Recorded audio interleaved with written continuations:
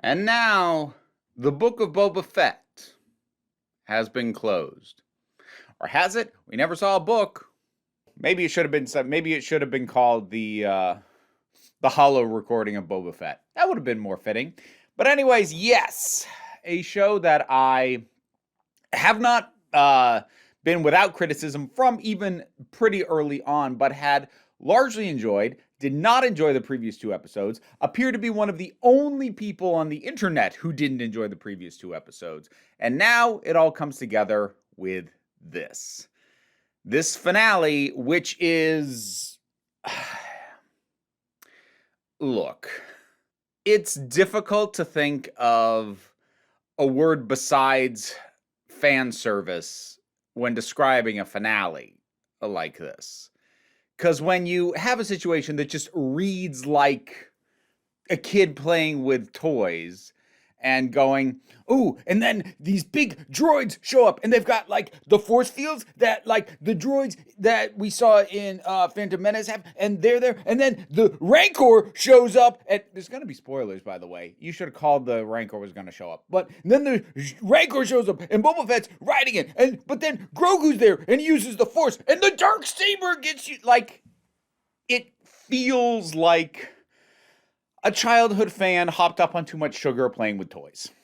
And when you do that badly, you get, well, you get The Rise of Skywalker.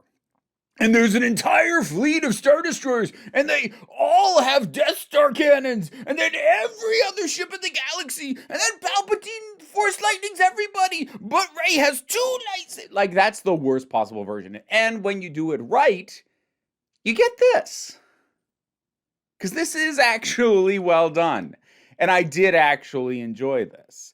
And I do think that it manages to capture the excitement. Because I know it sounded like I was being derogatory when I compared it to a child playing with toys. But there's an excitement and an energy if you can capture it in a way that doesn't feel like just raw pandering. And I think this does. And I did enjoy it quite a bit. Does this mean I take back any of the things that I said in the previous two episodes? No, not really. I stand by what I said. The one caveat I'll give, because this was brought up in a comment last time, I will grant that I probably would have been kinder to the entire thing with the Marshal and Cad Bane had it not come on the heels of all the other stuff dumped in that episode. If we had not spent all this time with Luke and Ahsoka and the Mandalorian, and like if we hadn't been not only in that episode but the entire previous episode, if we hadn't had all these diversions, and if all that was gone and they just introduced Cad Bane as they did more or less in the previous episode, I probably would have been fine with it. I probably still would have noted the fact that he's introduced in a way that makes it feel like you're supposed to already know who he is, and I didn't. But I don't think it would have bothered me nearly as much if it hadn't come on the heels of everything else. So that's the one thing that I will soften on versus what I said last time. The rest of it? No, I stand by it. The degree to which any of this had to be set up in order for this finale to pay off, some of it needed to be there, not nearly as much of it needed to be there as we got, and compartmentalizing it into basically 2 3/4 episodes that are about everything other than Boba Fett, and a lot of it dealing in stuff that does not factor in here. Like, all the stuff with the Mandalorian going up against the other members of his order doesn't really factor into any of this. The amount of time that was spent with Grogu and Luke does not factor into this. Ahsoka does not factor into this. So, like, a lot of it could have just been cut. And what was actually necessary for this finale to work could have been interspersed across more of the thing. And also, I think it honestly would have made this a bit more exciting if it wasn't so easy to call all of the factors that were going to come into play. Because since not only did we reintroduce the idea of Grogu, but we see him arrive on planet in this episode, you know he's going to factor in to that finale. I personally am of the mind that it would have been cooler for someone like Grogu to just show up as he did here with the mechanic, and for the Mandalorian to just have shown up in the previous episode and agree to help, and that filling in the backfill on that could have been done in a Mandalorian episode. It wouldn't even require full episodes. Could have been done in flashbacks in Mandalorian episodes. And I think it would have been cooler to be like, oh, and now this is here, and now this is here. And I actually think it would have added to that kids playing with toys and just grabbing whatever is nearby and now this is in the fight scene. I think it would have actually added to that energy more. But people might not agree with me on that. I will still stand by my criticisms that way too much time in the previous 2 episodes were devoted to stuff that has nothing to do with this and is tying up issues from other shows. And I get lots of people loved it. But because I am not as intimately familiar with those shows and or didn't particularly care for those shows that it's tying into, I did not. And I think it is very badly integrated in terms of the flow of this story and how disruptive it is. Even if you liked it, grant me it's disruptive. Grant me that. Please. But that now all out of the way. Oh, this was fun.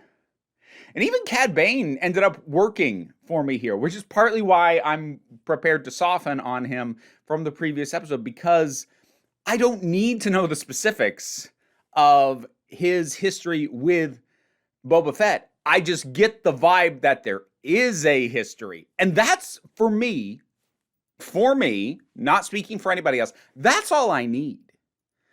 I'm the kind of person who loves taking in a movie or a show that has a sense of history, that has a sense and a feel and references to the fact that these characters have lives outside the story that we're seeing. They've already met, they've had these other adventures, they've had these other encounters, and they are factoring into what is going on. But I don't need to know the specifics. I've said in the past, I'm not a lore hound. The exact specifics of one character's history with another, I don't need to know most of that. It's enough for me to know that they have history, because that gives me the feel of a lived-in world, and that's what I want. I don't actually want to know the fine details of everything that's ever gone on, ever. And the interactions between Cad Bane and Boba Fett give me that. They give me a feel and a sense of history without needing to know whatever specifics there may or may not have been. It works. And the way that everything sort of builds, because it does what any good sort of siege scenario should do, which is to start the characters in a situation where it already seems like they're not going to make it out. Give them a ray of hope, smash that hope, and then find a way for them to keep going regardless. So it starts out, it's just Boba Fett and the Mandalorian. And I really actually like that while their armor is deflecting the shots, it's not just bouncing off them and they're fine. The hit, the concussive impact knocks them back. It hurts. So like, while all these shots that they're taking aren't killing them, it is wearing them down. That is made very clear in this, and I appreciate that. And so then we have that, and we have the other members of Boba's group getting pinned down and ambushed, and it's that sense of, I don't know if they can get out of this. But then you have the shifts that come over the course of it, when people from Freetown show up, and suddenly they have the numbers that they need to actually make a stand. But then those droids show up, and you're like, oh. And then they've got the force fields on them, and you're like, oh. Like Boba fires the big missile off of his back, which appeared to be on the pack again later. Did he have another one? Did he rearm it? Anyways, he fires that, and it's like and that missile on the back of that pack, it's like the friggin' Chekhov's gun that never goes off. He fires that, and it does nothing. You're like, oh, crap. And then, of course, the Rancor. And look, the Rancor was not a surprise. With several episodes back, there was no way that he was not going to be riding that Rancor in that finale. But damn, was it cool. It doesn't have to be unexpected. It doesn't have to be, I never would have saw that coming, to still be cool. You have to do extra work. You have to really nail it for something that you knew was going to happen to still be cool. But this is to see a Rancor not constricted by the walls of the pit, to see the way that it moves and to see the kind of damage it can take when it's not having its skull crushed by spikes. Like, oh, dang. That was a lot of fun. And that's the thing. I have enjoyed watching the pieces fall into place that were going to come into play here. Everything from the mayor's assistant, Weasley little Coruscantian dipshit. You know, I like his little bit in this. I know lots of fans don't. I like the mods. I'm sorry, I do. I think they're a fun addition, and if you're going for a ragtag kind of assembly for Boba Fett's team, they make sense. I like them. I like Cristanta. I can't. The Wookiee. Probably getting the name wrong. I keep second guessing, however it is. But I like him and sort of, the beating he's able to take, but keep going. But you also still feel that he is getting worn down. And this does a really good balance of, having to a certain extent a lot of these shots are missing things that is typical to not only Star Wars, but lots and lots and lots and lots of properties. But like, these characters are still getting hit.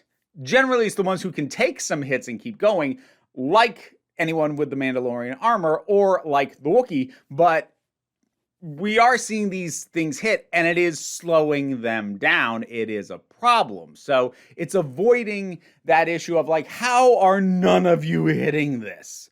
And the showdown between Cad Bane and Boba Fett felt good. Again, because of that sense of history. I didn't necessarily need Cad Bane specifically introduced earlier than when he was, because you feel the history between them without having to have spent a ton of time with him in this show. You get his vibe. You get their history. There is one thing I will say about that, though. It was very strange to me that right before Boba Fett killed him, he does say, or maybe it was just after he stabbed him, I can't remember now, but he says, like, I knew you were a killer. And I was just sitting there going, was that in dispute? Because Boba Fett's transition wasn't, I don't kill people anymore. It was, I'm not a murderer for hire. But it was never, I'm above killing people. He didn't initiate a no-kill code. So I don't know what point you thought you were making there, Cad, my buddy. But yeah, you didn't make it, whatever you thought it was.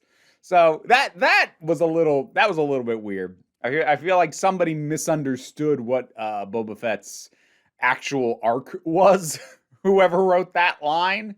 But the energy and even before the credits rolled, I knew Robert Rodriguez directed this. It has his energy. It has that desperado El Mariachi, Once Upon a Time in Mexico energy that I'm really glad he brought to this show. So I did really enjoy this. Even though it ended strong, and I do think it ended strong, I don't feel that suddenly makes the issues I had prior to this disappear. The issues I had about how the Tusken storyline were handled, I stand by those. The issues that I've reiterated about the previous two episodes and how disruptive they were to the story that this was supposedly trying to tell, I stand by those criticisms. But you know what? Finishing strong does a lot to improve my overall opinion on something. Because then at least you can say, there were some bumps along the road, but you finished strong. And I can say that about this. And it feels good to be able to say that about this, because I was starting to get worn down seeing how much praise there were for the previous 2 episodes and the fact that they weren't working for me. How much you want to bet, like, everyone else is going, that was so stupid and pandery and I hated it, and now I'm the only one liking it? I don't think that's actually going to happen. But, like, with my luck. That's what I get for never checking other people's opinions before I do my reviews. Not that I'm about to start doing that. I'm never going to do that. But, yeah.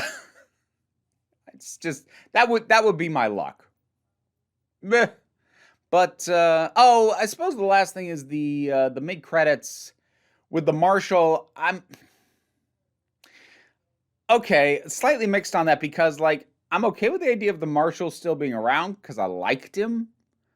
But I do kind of question, like, okay, but he took a shot to the chest from a weapon that we generally see people die from one hit of, from a fighter who doesn't do wounding, and you're telling me that he survived that long enough for them to transport him all the way over to Jabba's palace and drop him in the back of the tank, and I'm not sure I buy that. Because now it feels like the Bacta tank is like an actual resurrection machine. It's sort of become that that Deadpool thing where, like, if even one cell is still alive, we can regenerate the whole thing out from that. And I'm like, But that's a logistical thing. And I wouldn't think too hard about it, except, you know, it is obviously a setup so they can bring him back for other stuff. And it's a completely isolated scene. It exists for no reason other than, hey, yeah, no, we will use this guy again.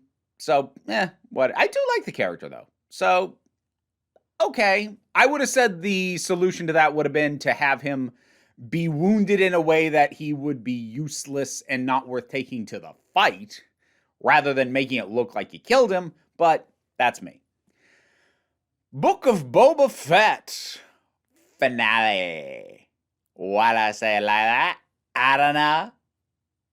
But what'd you think about it? Whatever your thoughts are, drop something down in the comments. Let's talk about it. Patreon is how I pay the bills around here. And the bills are, it's tax season. The bills are coming. But, you know, any amount you're able to help is great, but don't worry too much about it. We take a relaxed attitude around here, so you can just come on back next time that you need a break. Or a ride on a Rancor. Whatever. Patreon shout-outs. Thank you to Turok, Shane Ross, Oliver B., Melinda Walters, Robin Powell, Pronobulax, the Poodle, Edelon, Tracy Scrabbit, Dharma Michael Doyle, Vincent Paul Bartolucci, Angry Caspero, Adam Lefty Taylor, Robin Moore, Shayla Gourlay, and Bookworm. You can support me as well. Hear me mispronounce your name. Sure, I got some of those wrong.